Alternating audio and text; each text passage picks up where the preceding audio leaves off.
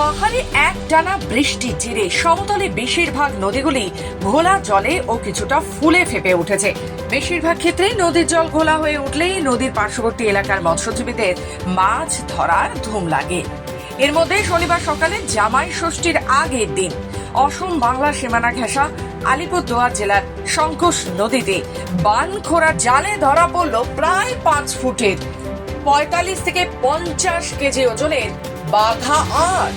ঘটনার খবর মুহূর্তের মধ্যে ছড়িয়ে পড়তেই মাছকে দেখার জন্য এলাকায় উৎসাহী জনতার ভিড় জমতে দেখা যায়। জানা গিয়েছে এর আগেও বেশ কিছু বাঘা আর ধরা পড়েছে এদিন। এছাড়া 4 ও 5 কেজি ওজনের ঘরোয়া মাছ সহ বিভিন্ন মাছও ধরা পড়ে জালে। নদীতে প্রতি বছরই মাঝে মধ্যেই ছোট বড় বিভিন্ন ওজনের মাছ ধরা পড়ে। পরবর্তী সময়ে অসমের কক্রাঝার জেলার সাপকাটা এলাকার আব্দুল হাই নামে এক মাছ ব্যবসায়ী খবর পেয়ে সর্বোচ্চ 35,000 টাকা দর দিয়ে কিনে নিয়ে যায় একটি বিশাল আকৃতির মাছকে। যখন জল বেশি হয় তখন আসে।